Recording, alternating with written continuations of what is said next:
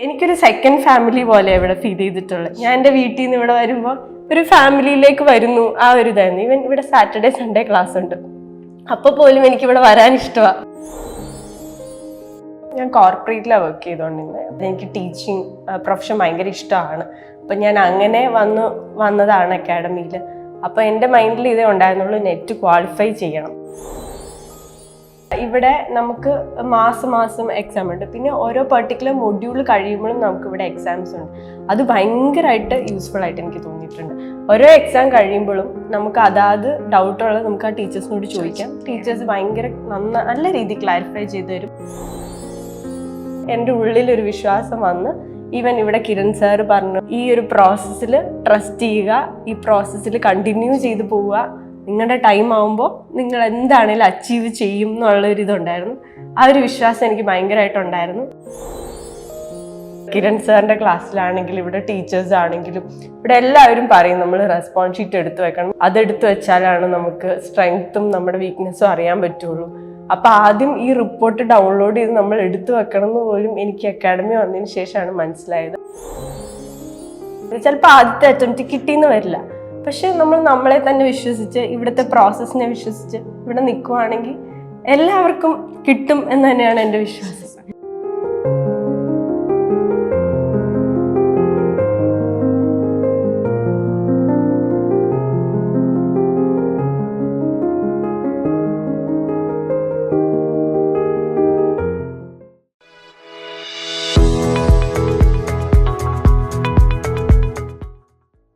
Hi all, welcome to another video. ഇന്ന് നമ്മുടെ കൂടെ ടെസ്റ്റിമോണിയൽ വീഡിയോയിൽ വന്നിരിക്കുന്ന ആളെ പറ്റി സംസാരിക്കുന്നതിന് മുമ്പ് നമുക്ക് ആൾ ക്വാളിഫൈ ചെയ്ത എക്സാമിനെ പറ്റി ഒന്ന് സംസാരിക്കാം. ഗോപികയാണ് നമ്മളോട് ഇന്നുള്ളത്. ഗോപിക 2023 ഡിസംബറിലെ നെറ്റ് എക്സാം ഹോൾഡറാണ്. ഗോപിക ക്ലിയർ ചെയ്തത് മാനേജ്മെൻറ്റ് സബ്ജക്റ്റിലെ UGC നെറ്റാണ്.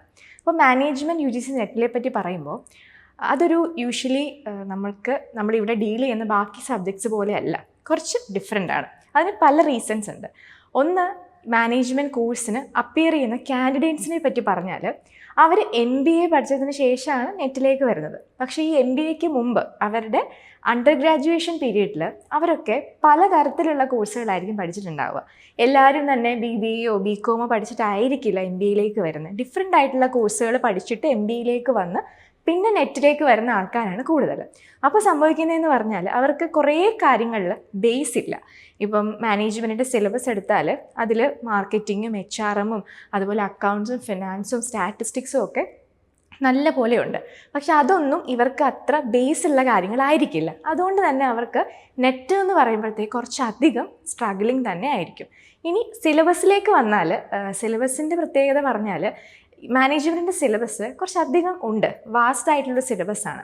അതുമല്ല, അത് ഒട്ടും പ്രോപ്പർലി അല്ലാതെയാണ് അത് അറേഞ്ച് ചെയ്തേക്കുന്നത്. അത് ഒരുപാട് കാര്യങ്ങൾ പലയിടത്തും, അക്കൗണ്ട്സ് തന്നെ പല മൊഡ്യൂളുണ്ട്, ഫിനാൻസ് പലയിടത്തായിട്ടാണ്, എക്കണോമിക്സ്, ഇൻ്റർനാഷണൽ എക്കണോമിക്സ് ഒക്കെ പലയിടത്തായിട്ട് ചിതറിക്കിടക്കുന്ന ഒരു സിലബസാണ്. അപ്പോൾ ഒരാളിത് പഠിക്കാനായിട്ട് ട്രൈ ചെയ്യുമ്പോൾ ആളുടെ മുന്നിൽ ഒത്തിരി വെല്ലുവിളികൾ വരും. അപ്പോൾ അതുകൊണ്ടാണ് ഒരുപാട് പേർക്കും ഇത് ക്ലിയർ ചെയ്യാനായിട്ട് പറ്റാതെയായിട്ട് പോകുന്നത്, അല്ലെങ്കിൽ ഇതിന് കുറേ സമയം എടുക്കുന്നത് അതുകൊണ്ടാണ്. പക്ഷേ ആപ്പിൾബിക്ക് മാനേജ്മെൻറ്റ് കോഴ്സിനെ പറ്റിയിട്ടൊരു സ്ട്രാറ്റജി ഉണ്ട്. ഞങ്ങളുടെ ഈ സ്ട്രാറ്റജി എന്ന് പറയുന്നത്, ഇത് കേട്ടുകൊണ്ടിരിക്കുന്ന നെറ്റ് മാനേജ്മെൻറ്റിൽ ക്ലിയർ ചെയ്യണമെന്ന് ആഗ്രഹമുള്ള ആൾക്കാരോടാണ് പറയുന്നത്. ആപ്പിൾബിയുടെ സ്ട്രാറ്റജി എന്ന് പറഞ്ഞാൽ, നമ്മൾ ഒരു ഫസ്റ്റ് അറ്റംപ്റ്റ് എടുക്കുന്ന ഒരു സ്റ്റുഡൻറ്റിന് കൊടുക്കുന്ന അഡ്വൈസ് എന്ന് പറഞ്ഞാൽ, പേപ്പർ 1 നന്നായി സ്കോർ ചെയ്യുക. ഏറ്റവും മാക്സിമം സ്കോർ തന്നെ പേപ്പർ 1 വാങ്ങുക. പേപ്പർ 2 നമുക്ക് പറ്റുന്ന അത്രയും കാര്യങ്ങൾ കവർ ചെയ്ത് ഒരു മിനിമം സ്കോറിലേക്ക് അത് എത്തിക്കുക. അതാണ് ഫസ്റ്റ് അറ്റംപ്റ്റിൽ നെറ്റ് ക്ലിയർ ചെയ്യാനായിട്ട് നമുക്ക് ചെയ്യാൻ പറ്റുന്നൊരു കാര്യം. ഇനി അതേ ആൾ രണ്ടാമത്തെ അറ്റംപ്റ്റിലേക്ക് വരുമ്പോഴേക്കും, അതായത് JRFലേക്ക് വരുമ്പോഴേക്കും പേപ്പർ 1 ഓൾറെഡി സ്ട്രോങ് ആണ്, അത്യാവശ്യം നന്നായിട്ട് തന്നെ പഠിച്ചിട്ടുണ്ട്, അത് റിവൈസ് ചെയ്യുക, നന്നായിട്ട് റിവൈസ് ചെയ്യുക.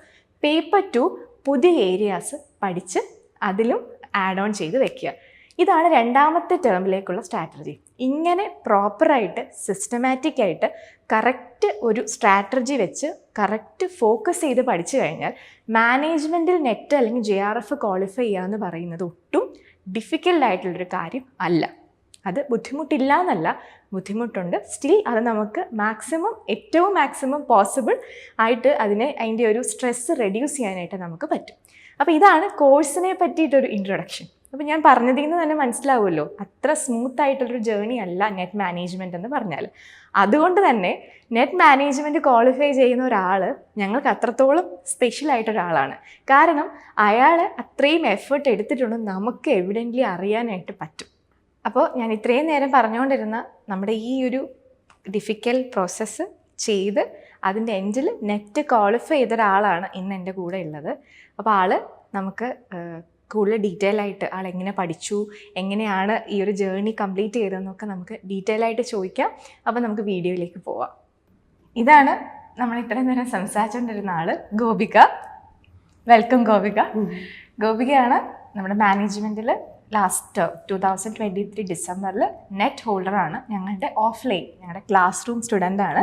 2 ടേംസ് ഞങ്ങളുടെ കൂടെ ഉണ്ടായിരുന്നു. ഇതിൽ ഫസ്റ്റ് ടേം എന്ന് പറഞ്ഞാൽ എനിക്ക് തോന്നുന്നൊരു 3 months ഹാർഡ്ലി ഉണ്ടായിരുന്നുള്ളൂ. കാരണം അത് കോവിഡൊക്കെ ആയിട്ട് ബന്ധപ്പെട്ട് വന്നൊരു ചെറിയൊരു ബാച്ചായിരുന്നു. അപ്പോൾ ഒരു 3 months മാക്സിമം ഉണ്ടായിരുന്നുള്ളൂ. ആ ബാച്ചിലായിരുന്നു ഫസ്റ്റ് ഉണ്ടായിരുന്നത്. അന്ന് ക്വാളിഫൈ ചെയ്യാൻ പറ്റിയില്ല. പക്ഷെ നല്ല ഇമ്പ്രൂവ്മെൻറ്റ് ഉണ്ടായിരുന്നു അല്ലേ, മാർക്ക് നല്ലപോലെ ഉണ്ടായിരുന്നു. എന്നിട്ട് രണ്ടാമത്തെ ടേം 6 months ഫുള്ളായിട്ടിരുന്ന് പഠിച്ചു. വളരെ നന്നായിട്ട് സ്ട്രാറ്റജീസ് ഒക്കെ ഫോളോ ചെയ്തു. എല്ലാ കാര്യങ്ങളും കറക്റ്റ് ടൈമിൽ തീർത്ത് നെറ്റ് വാങ്ങിച്ചു. അതാണ് ഗോപികയുടെ സ്റ്റോറി. അപ്പോൾ നമുക്ക് ഗോപികയോട് ഡീറ്റെയിൽ ആയിട്ട് കാര്യങ്ങൾ ചോദിക്കാം. ഫസ്റ്റ് ഓഫ് ഓൾ സന്തോഷം. ഗോപികയ്ക്ക് സന്തോഷമാണ്, എനിക്ക് ഒരുപാട് സന്തോഷമാണ്, ഞങ്ങൾക്കെല്ലാം സന്തോഷമാണ്. എനിക്കത് മാർക്ക് ലിസ്റ്റ് വന്നപ്പോൾ തന്നെ, മാർക്ക് കണ്ടപ്പോൾ തന്നെ നമുക്കറിയായിരുന്നു ഗോപി ക്വാളിഫൈഡ് ആവുന്നു. കാര്യം അത്രയും നല്ല ഹൈ മാർക്ക് തന്നെ ഉണ്ടായിരുന്നു. അപ്പോൾ ക്വാളിഫൈ ആയി. പിന്നെ നമുക്ക് ഗോപികയുടെ ഡീറ്റെയിൽസ് ഒക്കെ ചോദിക്കാം. ഗോപിക ഒന്ന് പറയൂ, എങ്ങനെയുണ്ട്? സന്തോഷമാണോ? കഷ്ടപ്പെട്ടതിനൊരു കിട്ടി. അതെ, ഞാൻ ഇവിടെ ജോയിൻ ചെയ്യുന്നത് ഏപ്രിലാണ്. അതായത് 2023. അതെ, 2023 ഏപ്രിൽ 16 ആണ് ഞാൻ ജോയിൻ ചെയ്തത് ശരിക്കും പറഞ്ഞാൽ. അപ്പൊ ഞാനിവിടെ വന്നപ്പോൾ ഉള്ള ജേർണി എന്ന് പറഞ്ഞാൽ ആദ്യം തന്നെ ഞാൻ മാമിന്റെ ഓഫീസിലേക്കാണ് വന്നത്. അപ്പൊ മാമിനെ കാണുന്നു. എനിക്കിവിടെ ആരെയും അങ്ങനെ അധികം അറിയത്തൊന്നുമില്ല. കാരണം മാനേജ്മെന്റിൽ ഞാൻ ഇവിടെ വരുമ്പോൾ 3-4 പേര് ഉള്ളൂ മാനേജ്മെന്റിൽ ജോയിൻ ചെയ്തത്. അപ്പം മാം ഡീറ്റെയിൽ ആയിട്ട് കാര്യങ്ങളൊക്കെ പറഞ്ഞു. അത് കഴിഞ്ഞ് ഞാൻ ഇവിടെ വന്ന് ജോയിൻ ചെയ്യുമ്പോൾ ആദ്യത്തെ 2 ദിവസം മാം എന്നോട് പറഞ്ഞു, ക്ലാസ്സിൽ പോയി ഇരുന്ന് നോക്ക്, അത് കഴിഞ്ഞിട്ട് ഇഷ്ടമായെങ്കിൽ മാത്രം ജോയിൻ ചെയ്താൽ മതി എന്നാണ് മാം പറഞ്ഞു. അപ്പം ഞാൻ ഈ കോർപ്പറേറ്റിൽ എക്സ്പീരിയൻസ് കഴിഞ്ഞിട്ട് വരുന്നതുകൊണ്ട് തന്നെ എനിക്ക് ക്ലാസ്സിൽ ഇരിക്കുമ്പോൾ എങ്ങനെയായിരിക്കും എന്നോ അങ്ങനെ ഒരു ഐഡിയ ഇല്ല. അപ്പം എനിക്ക് ഇത്തിരി പേടിയുണ്ടായിരുന്നു. ഞാൻ ഈ ക്ലാസ്സിലിരിക്കുമോ, 3 മണിക്കൂർ അടുപ്പിച്ചിരിക്കണം. അപ്പം അത് കഴിഞ്ഞ് പിന്നെ 2 മണിക്കൂർ, ടോട്ടൽ 5 മണിക്കൂർ ക്ലാസ്സാണ്. അപ്പം എങ്ങനെ ഇരിക്കും എന്നോ ഒന്നും അറിയത്തില്ല. അപ്പം ആദ്യത്തെ ക്ലാസ് തന്നെ കിരൺ സാറിൻ്റെ ക്ലാസ് ആയിരുന്നു. അപ്പം കിരൺ സാറിൻ്റെ ക്ലാസ്സിൽ ഏത് ടോപ്പിക്കായിരുന്നു വെച്ചാൽ IB ആയിരുന്നു, ഇന്റർനാഷണൽ ബിസിനസ്. അപ്പം അതെനിക്ക് പൊതുവെ ഇത്തിരി ടഫുള്ളൊരു ഏരിയ. അതായത് പൊതുവെ നമുക്കങ്ങനെ ഇൻട്രസ്റ്റ് ഉള്ളവർക്ക് ഭയങ്കര ഇൻട്രസ്റ്റ് ആയിരിക്കും. പക്ഷെ എനിക്ക് പൊതുവെ അങ്ങനെ ഇൻട്രസ്റ്റ് ഉള്ളൊരു ഏരിയ അല്ല. പ്രത്യേകിച്ച് നമ്മൾ ഈ BCom പഠിക്കുമ്പോഴോ MBAക്ക് പഠിക്കുമ്പോഴോ ഒന്നും IB അങ്ങനെ അധികം നമ്മൾ ആ ഏരിയയില്ല. കാരണം നമുക്ക് MBAക്ക് അറിയാം, ഫസ്റ്റ് ഇയറിൽ നമുക്ക് കോമൺ ആയിട്ടാണ്, സെക്കൻഡ് ഇയറിൽ സ്പെഷ്യലൈസേഷനാണ്. ഇപ്പം സ്പെഷ്യലൈസേഷൻ ഞാൻ ചെയ്തത് മാർക്കറ്റിങ്ങും ഫിനാൻസും ആണ്. അപ്പം IB ആ ഒരു ഏരിയ എൻ്റെ ഏരിയ അല്ല പൊതുവെ. അപ്പം ഞാനാണെങ്കിൽ ക്ലാസ്സിൽ വന്ന് അറ്റൻഡ് ചെയ്യുമ്പോൾ എനിക്ക് കരച്ചിലും വരുന്നുണ്ട്, ഇരിക്കാനും പറ്റുന്നില്ല. ആ ഒരു ഇതിലാണ് ഞാൻ വന്നത്. അത് കഴിഞ്ഞ് ആദ്യത്തെ ദിവസം അങ്ങനെ പോയി. രണ്ടാമത്തെ ദിവസം ആയപ്പം എനിക്ക് ഭയങ്കര ഇഷ്ടമായിട്ട് ഞാൻ വന്നൊരു ഏരിയ, അതായത് എനിക്ക് ടീച്ചിങ് പ്രൊഫഷൻ ഭയങ്കര ഇഷ്ടമാണ്. അപ്പം ഞാൻ അങ്ങനെ വന്നതാണ് അക്കാഡമിയിൽ. അപ്പോൾ എൻ്റെ മൈൻഡിൽ ഇതേ ഉണ്ടായിരുന്നുള്ളൂ, നെറ്റ് ക്വാളിഫൈ ചെയ്യണം, എങ്ങനെയാണേലും ക്വാളിഫൈ ചെയ്യണം. ക്വാളിഫൈ ചെയ്യണമെങ്കിൽ ക്ലാസ്സിലിരുന്ന് പഠിച്ചേ പറ്റൂ. കാരണം ഞാൻ ഇതിനു മുമ്പ് തന്നെ പഠിച്ച് ചെയ്തിട്ടുള്ള ആളാണ്. അപ്പം തന്നെ പഠിക്കുമ്പോൾ നമുക്ക് എന്താ പ്രശ്നം എന്ന് വെച്ചാൽ, നമുക്ക് വീട്ടിൽ നിന്ന് ആരെങ്കിലും വന്നാൽ നമുക്ക് ഇവിടെ പോവാം അല്ലെങ്കിൽ അവിടെ പോവാന്ന് പറയുമ്പോൾ നമ്മൾ ഡിസ്ട്രാക്ഷൻസ് നല്ലപോലെയുണ്ട്. ക്ലാസ്സിൽ വരുമ്പോൾ അങ്ങനെയല്ല. നമ്മൾ ആ മണിക്കൂർ ക്ലാസ്സിൽ ഫോണൊന്നും ഇല്ലാതെ ക്ലാസ് അറ്റൻഡ് ചെയ്യുന്നു, സാറ് പറയുന്നത് കേൾക്കുന്നു, ഒരു ഡിസ്ട്രാക്ഷൻസും ഇല്ല, അതുപോലെ ക്ലാസ് അറ്റൻഡ് ചെയ്ത് പോകുന്നു. അപ്പോൾ ഈ രണ്ടാമത്തെ ദിവസം ഞാൻ ഉറപ്പിച്ചു ഞാനിവിടെ പഠിക്കും. അങ്ങനെ ഞാൻ മാമിൻ്റെ അടുത്ത് 3-ാമത്തെ ദിവസം വന്നു. മാം അപ്പോഴാണ് ഞാൻ ഫീസും അടിച്ച് അഡ്മിഷൻ എടുക്കുന്നത്. അപ്പം അത് അന്ന് മുതൽ എനിക്ക് അക്കാഡമിയോട് പ്രത്യേകിച്ച്, കാരണം എനിക്കെന്തോ ഭയങ്കര ഒരു സെൽഫ് സാറ്റിസ്ഫാക്ഷൻ തോന്നി അന്നേ. ഓക്കെ, ഇത് നല്ലതാണ്, ഇവിടെ പഠിക്കണം, ഒരു ഹ്യൂമൻ പരിഗണന കിട്ടിയ പോലെ ഒരു ഫീലൊക്കെ ആയിരുന്നു. അപ്പോൾ അത് തന്നെ എനിക്കൊരു വലിയൊരു പോസിറ്റീവ് അപ്രോച്ച് ആയിരുന്നു ഇവിടെ. അപ്പം ഞാൻ അങ്ങനെയാണ് ഇവിടെ പഠിക്കാൻ തുടങ്ങിയത്. അത് കഴിഞ്ഞ് പിന്നെ അത് കഴിഞ്ഞ് ജൂണിലെ അറ്റംപ്റ്റ് എഴുതി. ജൂണിൽ എഴുതി കഴിഞ്ഞപ്പോഴത്തേക്കും എനിക്ക് നേരത്തെ ഞാൻ പഠിച്ചതിനേക്കാളും സ്കോർ എനിക്ക് കൂടി, നല്ലപോലെ കൂടി. അപ്പം ഞാൻ വന്നത് ഏപ്രിലാണെങ്കിൽ ജൂണിലായിരുന്നു എക്സാം. അപ്പോൾ ഒരു മാസം അല്ലെങ്കിൽ 1.5 മാസം കഷ്ടി പഠിച്ചു. പക്ഷെ അപ്പോഴേ മാം എൻ്റെ അടുത്ത് ജോയിൻ ചെയ്തപ്പോഴേ പറഞ്ഞായിരുന്നു നമുക്ക് ഡിസംബർ വരെ ആണെങ്കിലേ ഫുൾ കവർ ചെയ്യുള്ളൂ. അപ്പം അതുകൊണ്ട് ഡിസംബർ വരെ വെയിറ്റ് ചെയ്യണം, എന്നാലേ നമുക്ക് ആ ഒരു ഇതിൽ ഫുൾ അപ്രോച്ച് കിട്ടുള്ളൂ എന്നുള്ള കാര്യം മാം പറഞ്ഞു. പക്ഷെ എനിക്കപ്പോൾ ജൂണിൽ എങ്ങനെയെങ്കിലും വേണമെന്നായിരുന്നു. പക്ഷെ ജൂൺ 2 ആഴ്ച മുമ്പേ എനിക്ക് കാര്യം പിടികിട്ടി. അതായത് ഓക്കെ, ഞാനിത് ഫുൾ സിലബസ് കംപ്ലീറ്റ് ആവാതെ എനിക്ക് നെറ്റ് കിട്ടാനുള്ള ചാൻസ് വളരെ കുറവായിരുന്നു. അതിന് മുമ്പ് 2 ആഴ്ച മുമ്പ് ഞാൻ വീണ്ടും ഫീസ് മാമിന് അടച്ച് ഞാൻ മാമിനോട് പറഞ്ഞു ഞാൻ ഡിസംബർ വരെ എന്താണെങ്കിലും അറ്റൻഡ് ചെയ്യും, എനിക്ക് ഓക്കെ അങ്ങനെ പറഞ്ഞ് ഞാൻ കംപ്ലീറ്റ് ചെയ്യുക ചെയ്തത്. അത് കഴിഞ്ഞ് ജൂണിലെ എക്സാം കഴിഞ്ഞ് കഴിഞ്ഞപ്പോഴത്തേക്കും എനിക്ക് റെസ്പോൺസ് ഷീറ്റ് എന്ന് പറഞ്ഞ ഒരു റിപ്പോർട്ട് നമുക്ക് എടുക്കാം NTR സൈറ്റിൽ. അതും എനിക്ക് ഈ അക്കാഡമി വന്നിട്ട് കിട്ടിയ ഒരു അറിവ് മാത്രമാണ്. അതായത് ഇതിനു മുമ്പ് എനിക്ക് ഈ റെസ്പോൺസ് ഷീറ്റിനെ പറ്റിയോ ഇങ്ങനെ ഒരു അനാലിസിസ് നമുക്ക് കിട്ടുമെന്നോ ഒന്നും എനിക്ക് അറിഞ്ഞുകൂടായിരുന്നു. പക്ഷെ ഇത് എനിക്ക് കിരൺ സാറിൻ്റെ ക്ലാസ്സിലാണെങ്കിലും ഇവിടെ ടീച്ചേഴ്സ് ആണെങ്കിലും ഇവിടെ എല്ലാവരും പറയും നമ്മൾ റെസ്പോൺസ് ഷീറ്റ് എടുത്തു വെക്കണം. ഈവൻ സ്വാതി മിസ് ഞങ്ങളെ അക്കൗണ്ട്സ് പഠിപ്പിച്ചപ്പോൾ മിസ് ആണെങ്കിലും പറഞ്ഞു റെസ്പോൺസ് ഷീറ്റ് എടുത്ത് വെക്കണം, അതെടുത്ത് വെച്ചാലാണ് നമുക്ക് സ്ട്രെങ്ത്തും നമ്മുടെ വീക്ക്നെസ്സും അറിയാൻ പറ്റുള്ളൂ. അപ്പം ആദ്യം ഈ റിപ്പോർട്ട് ഡൗൺലോഡ് ചെയ്ത് നമ്മൾ എടുത്തു വെക്കണം എന്ന് പോലും എനിക്ക് അക്കാഡമി വന്നതിന് ശേഷമാണ് മനസ്സിലായത്. അങ്ങനെ ഞാൻ റെസ്പോൺസ് ഷീറ്റ് എടുത്തു. അത് കഴിഞ്ഞ് അത് ഡൗൺലോഡ് ചെയ്തിട്ട് ഞാൻ നമ്മുടെ ഏരിയ എവിടെയാണ് നമുക്ക് സ്കോർ സെപ്പറേറ്റ് ആയിട്ട് നമുക്കറിയാം.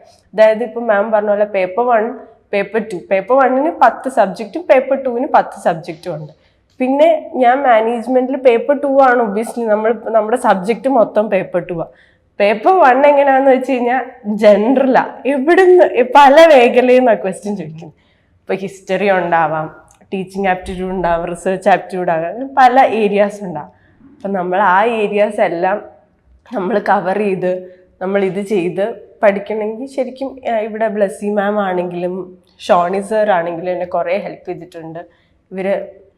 ഇവർ ഭയങ്കരമായിട്ട് നല്ലപോലെ പഠിപ്പിച്ച് കുറേ ഏരിയാസ് എനിക്ക് കവർ ചെയ്യാൻ ഹെൽപ്പ് ചെയ്തിട്ടുണ്ട്. ഈവൻ ഡൗട്ട്സ് ആണെങ്കിലും എല്ലാം നല്ലപോലെ പറഞ്ഞു തന്നിട്ടുണ്ട്. അങ്ങനെ മൊത്തത്തിൽ ഒരു പാക്കേജ് കിട്ടിയത് കൊണ്ടാണ് എനിക്ക് നെറ്റ് കിട്ടിയത്. ഒത്തിരി സന്തോഷമാണ് കേട്ടോ. അങ്ങനെ ഒത്തിരി നല്ല കാര്യങ്ങൾ പറഞ്ഞു, പേഴ്സണലി ഉള്ള കാര്യങ്ങളാണ് പറഞ്ഞത്, നമുക്കും വളരെ പേഴ്സണലാണ്. ഒത്തിരി സന്തോഷമാണ് കേട്ടതിൽ. അപ്പം ഇവിടെ എല്ലാവരെയും ഈ അറ്റ്മോസ്ഫിയറും ഇവിടുത്തെ ഒരു കാര്യങ്ങളും എല്ലാം ഇഷ്ടപ്പെട്ടു എന്ന് കേൾക്കാൻ നമുക്കത് അതിനു വേണ്ടിയാണ് നമ്മൾ എഫേർട്ട് എടുക്കുന്നത്. അപ്പം നമ്മൾ ഇതിനെപ്പറ്റി നെറ്റിനെ പറ്റി സ്പെസിഫിക് ആയിട്ട് പറഞ്ഞാൽ 2 തവണ എഴുതിയപ്പം നമ്മൾ പറഞ്ഞു തന്നൊരു സ്ട്രാറ്റജിയാണ്. ഞാൻ ആദ്യം പറഞ്ഞ പോലെ പേപ്പർ 1-ന് ഒരു ഫോക്കസ് കൂടുതൽ കൊടുക്കുക, പറ്റുന്നത്രയും സ്കോർ പേപ്പർ 1-ൽ മേടിക്കുക, പേപ്പർ 2-ൽ നമുക്ക് പറ്റുന്നത്രയും എത്തിക്കുക. ഇതായിരുന്നു നമ്മൾ പറഞ്ഞിരുന്ന ഒരു സ്ട്രാറ്റജി. അപ്പൊ അതിനു വേണ്ടിയാണ് നമ്മൾ അനാലിസിസ് ഷീറ്റ് ഒക്കെ എടുത്ത് അതിന്റെ സ്കോറും കാര്യങ്ങളും നോക്കുകയൊക്കെ ചെയ്തുകൊണ്ടിരുന്നത്. അപ്പം എങ്ങനെയാണ് അത് പ്രാവർത്തികമാക്കിക്കൊണ്ടിരുന്നതെന്നും കൂടി ഒന്ന് എക്സ്പ്ലെയിൻ ചെയ്യാവോ? ഇവിടെ എങ്ങനെയാന്ന് വെച്ചാൽ നമ്മുടെ അടുത്ത് കിരൺ സാറല്ല, ഇവിടെ എല്ലാ 5 ടീച്ചേഴ്സ് ആണെങ്കിലും, ഇപ്പം 5 ടീച്ചേഴ്സ് ഡൽഹി മാമിനെ ഞാൻ ഒരു ടീച്ചറിനെ പോലെ കരുതുന്നത്. അപ്പം മാം ആണെങ്കിലും നമ്മളോട് പറയുന്നത് DI, കോംപ്രിഹെൻഷൻ, ലോജിക്കൽ റീസണിങ്, ഇത് 3ഉം എങ്ങനെ വന്നാലും നമുക്ക് സ്കോർ ചെയ്യാൻ പറ്റുന്ന ഏരിയാസ്. അപ്പോൾ ഈ 3 ഏരിയാസും എല്ലാ ദിവസവും ചെയ്യണം, എല്ലാ ദിവസവും. അതായത് എനിക്ക് പൊതുവെ മാത്സിനോട് പൊതുവെ ഇത്തിരി വലിയ താല്പര്യമുള്ള ഒരാളല്ലായിരുന്നു ഞാൻ. ഇപ്പം എനിക്ക് DI കാണുമ്പോൾ ഒരു ചെറിയൊരു പേടിയും അങ്ങനെയൊക്കെ ഉള്ള ഒരാളായിരുന്നു. കാരണം മാത്സിനോടുള്ളൊരു ഇഷ്ടക്കുറവുകൊണ്ടാണ് ശരിക്കും അത്. ഇപ്പോൾ മാം ആണെങ്കിലും പറയുമായിരുന്നു, ഇപ്പം എല്ലാ ടീച്ചേഴ്സ് ആണെങ്കിലും നമ്മളോട് പറയുമായിരുന്നു, പ്രത്യേകിച്ച് ഷോണി സാറാണ് ഞങ്ങൾക്ക് DI എടുത്തുകൊണ്ടിരുന്നത്. ഇപ്പം സാറ് പറയുമായിരുന്നു പ്രത്യേകിച്ച് DI ഒന്നും പേടിക്കാനൊന്നുമില്ല, എല്ലാ ദിവസവും ചെയ്ത് കഴിഞ്ഞാൽ ശീലമായിക്കോളും എന്ന് പറയും.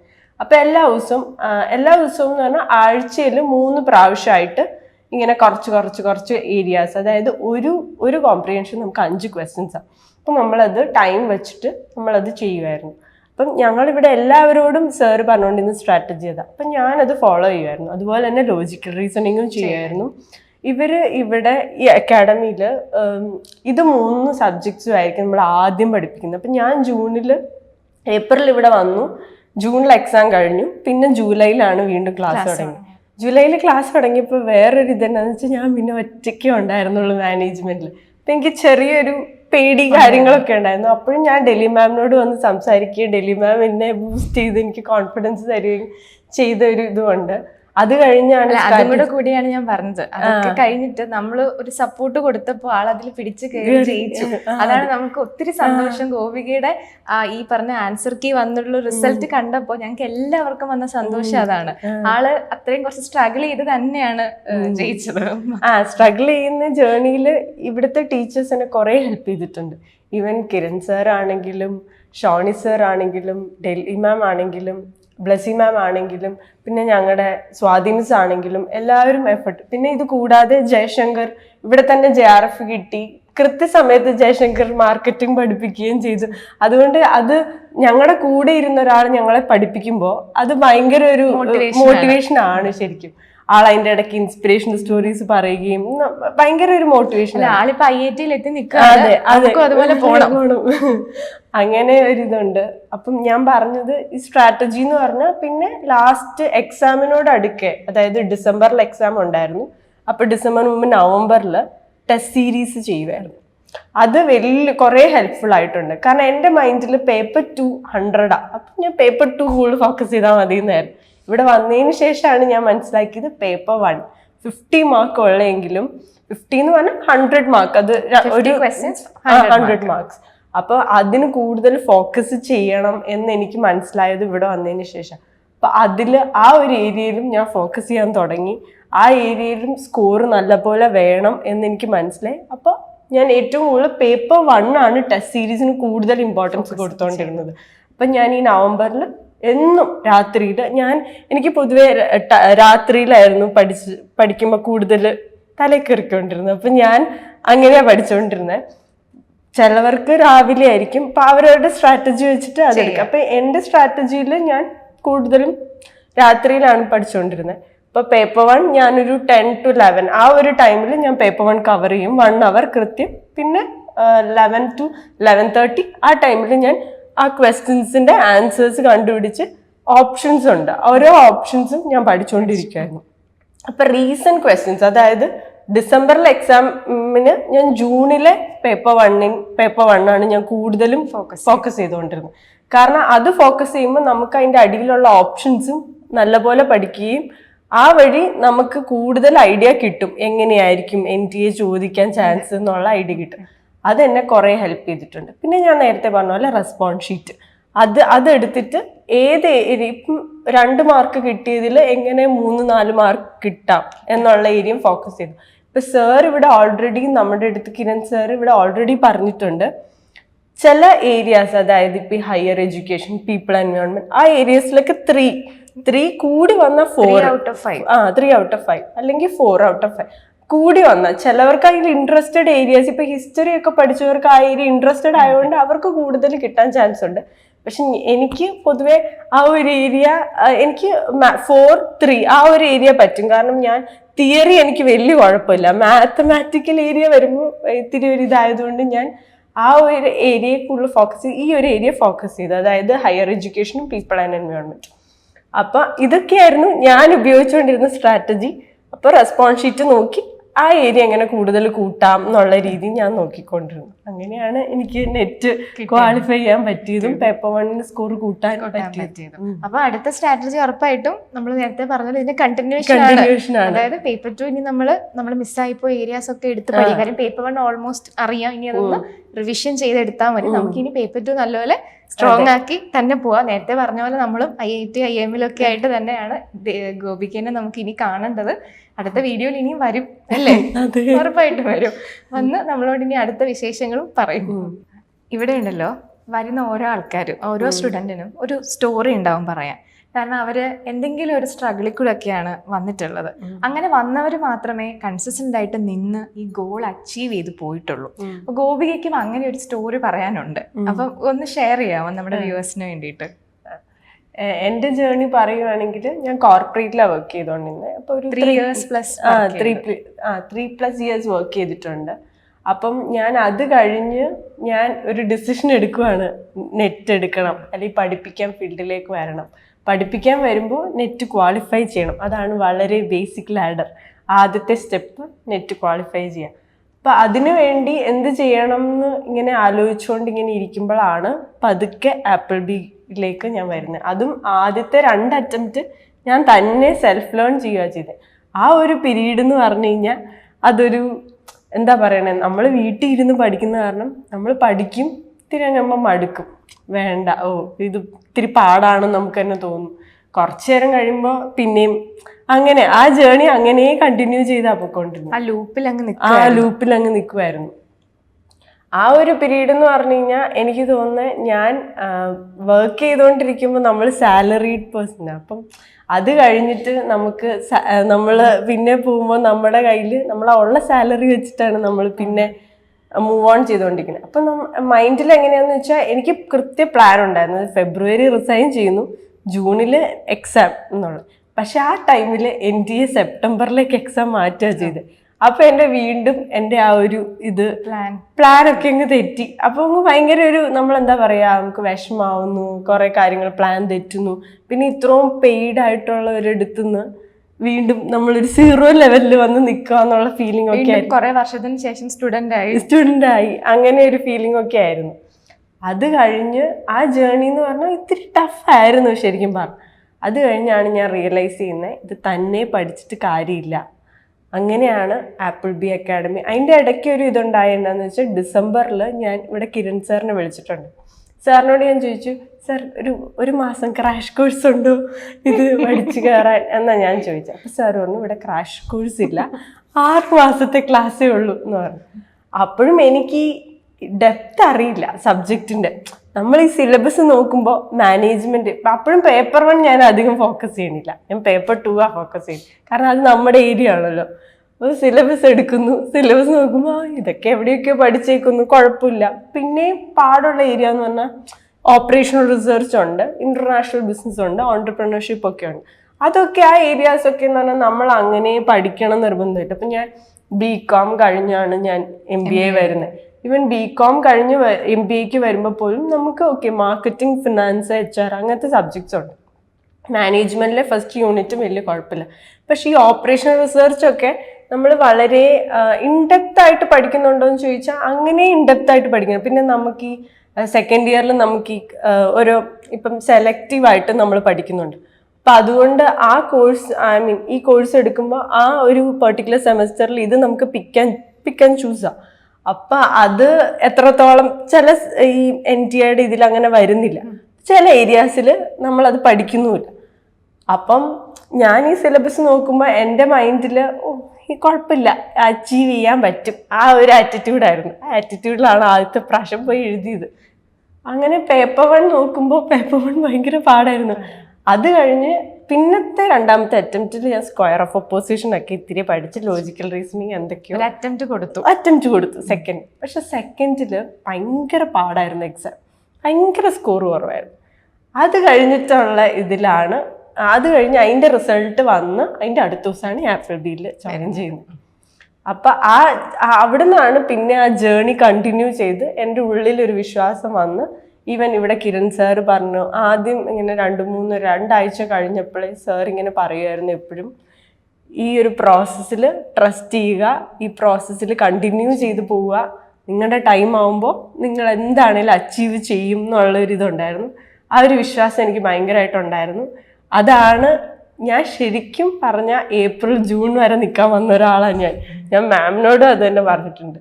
പക്ഷേ മാമിൻ്റെ പോസിറ്റിവിറ്റിയും ഇവിടെയുള്ള ടീച്ചേഴ്സിൻ്റെ ഒരു ആറ്റിറ്റ്യൂഡും പോസിറ്റിവിറ്റിയും നമ്മളിവിടെ നിൽക്കണം, കിട്ടും എന്നുള്ളൊരു ആറ്റിറ്റ്യൂഡും എല്ലാം വന്നുകൊണ്ട്. ഈവൻ സ്വാതി മിസ്സിനെ പറ്റി പറയാതിരിക്കാൻ പറ്റില്ല. മാം മെറ്റേണിറ്റി ലീവിന് പോയപ്പോൾ പോലും എനിക്ക് ഡൗട്ട് വന്നപ്പോൾ മാം ക്ലാരിഫൈ ചെയ്ത് തന്നിട്ടുണ്ട്. അതുപോലെ ബ്ലസ്സി മാം ആണെങ്കിലും അതെ, ഈവൻ ഷൂണി സാർ ആണെങ്കിലും അതെ, ഇവിടെയുള്ള എല്ലാ ടീച്ചേഴ്സും, ഇവിടെ ചേച്ചി 2 പേരുണ്ട്, ഇവരെല്ലാവരും നമുക്ക് ഭയങ്കര എനിക്കൊരു സെക്കൻഡ് ഫാമിലി പോലെ ഇവിടെ ഫീൽ ചെയ്തിട്ടുള്ളത്. ഞാൻ എൻ്റെ വീട്ടിൽ നിന്ന് ഇവിടെ വരുമ്പോൾ ഭയങ്കര ഒരു ഫാമിലിയിലേക്ക് വരുന്നു, ആ ഒരു ഇതായിരുന്നു. ഈവൻ ഇവിടെ സാറ്റർഡേ സൺഡേ ക്ലാസ് ഉണ്ട്, അപ്പോൾ പോലും എനിക്കിവിടെ വരാൻ ഇഷ്ടമാണ്, അറ്റൻഡ് ചെയ്യാൻ ഇഷ്ടമാണ്. ഒന്നും ക്ലാസ്സിൽ ഇരിക്കാൻ പോലും പറ്റില്ല എന്ന് വിചാരിച്ച് എനിക്ക് ഇവിടെ വന്ന് ഇവിടെ അറ്റൻഡ് ചെയ്ത് നെറ്റ് ക്വാളിഫൈ ചെയ്യാമെങ്കിൽ എനിക്ക് തോന്നുന്നത് എല്ലാവർക്കും ഇവിടെ വന്ന് ഈ പ്രോസസ്സിൽ ട്രസ്റ്റ് ചെയ്ത് ചിലപ്പോൾ ആദ്യത്തെ അറ്റംപ്റ്റ് കിട്ടിയെന്ന് വരില്ല, പക്ഷെ നമ്മൾ നമ്മളെ തന്നെ വിശ്വസിച്ച് ഇവിടുത്തെ പ്രോസസ്സിനെ വിശ്വസിച്ച് ഇവിടെ നിൽക്കുവാണെങ്കിൽ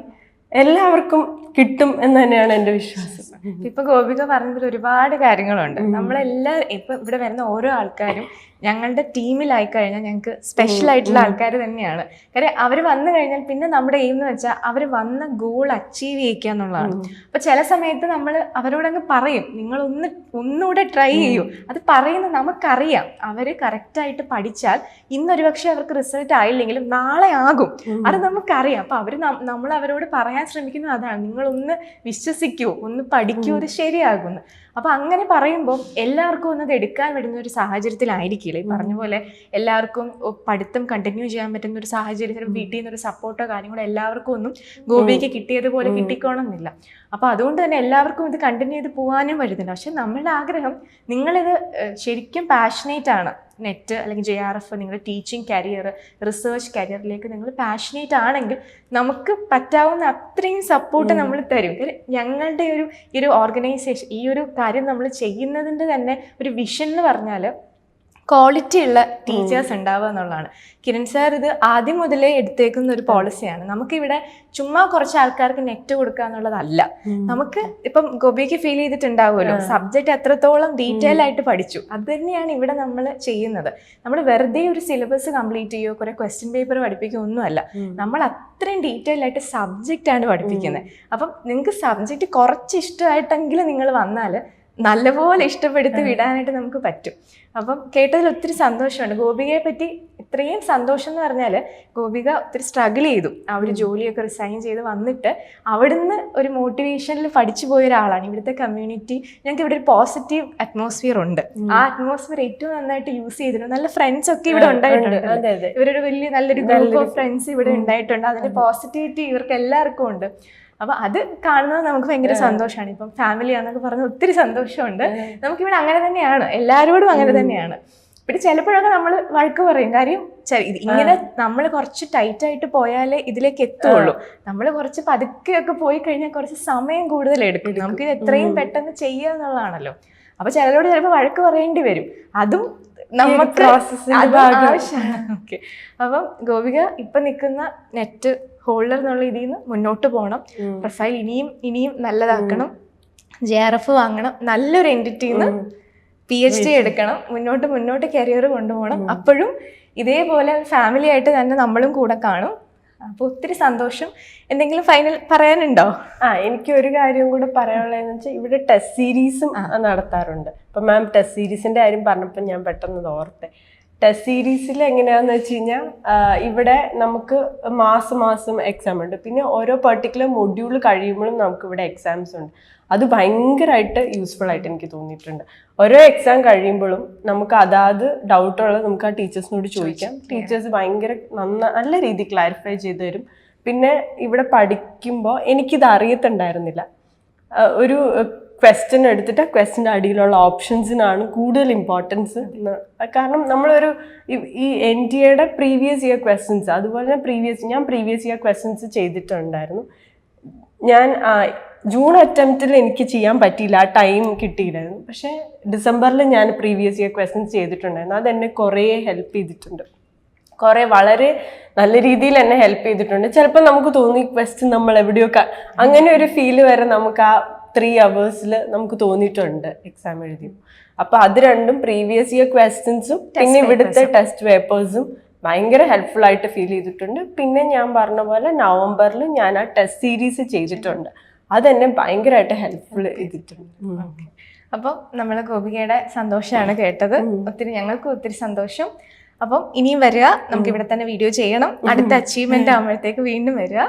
അപ്പോൾ thank you so much. Thank you.